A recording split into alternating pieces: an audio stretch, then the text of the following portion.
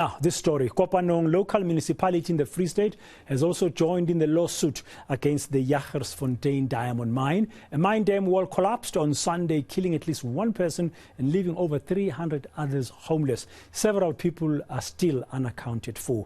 Earlier, we spoke to the lawyer representing the affected families, and now I'm joined by Moitse, Speaker for the Kopanong Local Municipality in the Free State. Mr. Moitse, good afternoon. Welcome to Today on eNCA. Thank you very much for your time.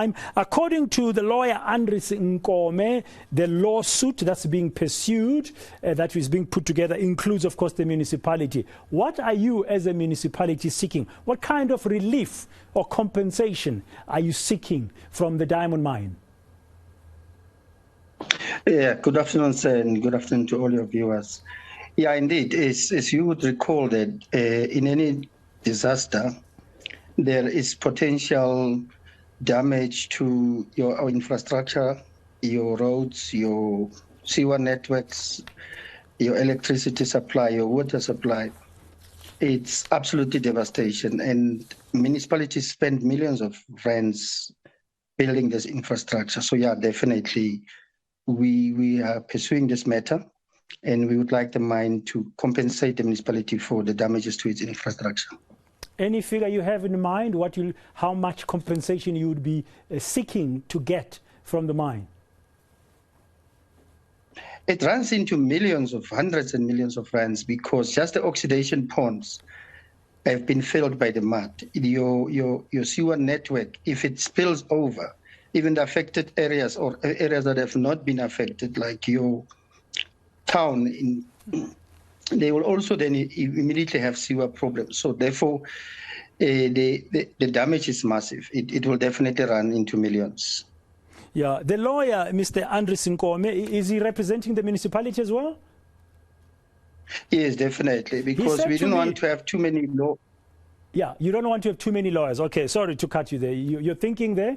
Yeah, we don't want to pollute this matter with too many attorneys on site. We have met with some of the victims yesterday who also appointed the very same law firm. So we want to actually have one consolidated approach in holding the mine accountable. Yeah. We had a meeting with them yesterday, and by the look of things, the mine still doesn't want to come open enough with us. At this stage, we don't even know whether are they operating with a water license or a mining license. That's very interesting. That should be concerning to you as a local authority. No, definitely. I mean, water and environmental affairs are the competencies of local government. So if that matter has not been addressed, and the mining department has recently said that they now define the mine as a processing plant. How does a processing plant process minerals and mining activities and then define it as a processing plant? So I said earlier on, the mine doesn't want to come clean, and therefore we thought the litigation route would be the only best appropriate way to deal with this matter. Who are the owners? Do you have an idea? Mr. Nkome said to me it's not clear yet. They have been dealing as attorneys with another set of attorneys who say they represent the owners. Do you have an idea as a municipality who owns this mine?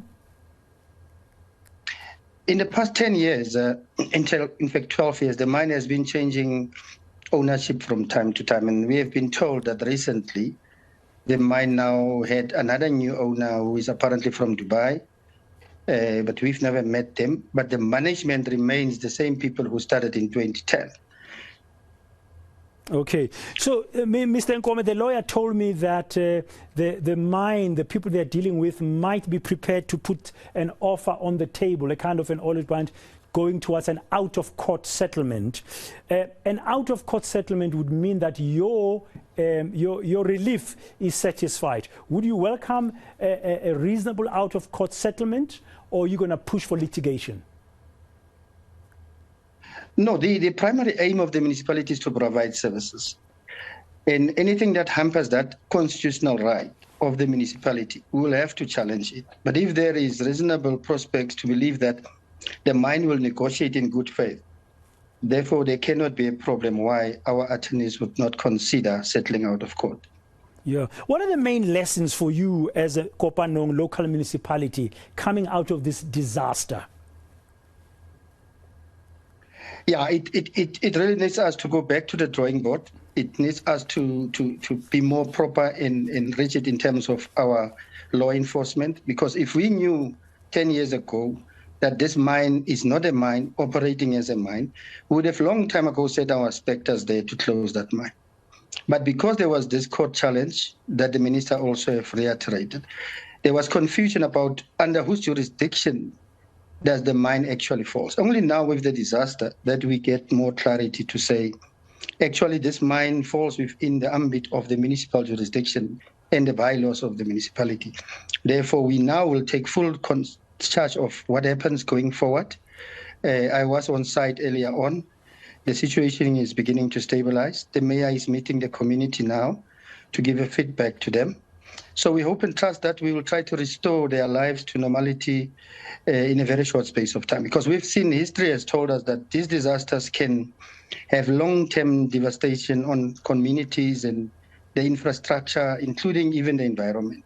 Because as we speak, we do not know the toxicity of these substances. The mine is saying it's not toxic, but I said to them, they cannot have their own assessment. I mean, if you are the culprit, you actually lose your right to determine how things should be done. It's us and the victims who must determine the way forward.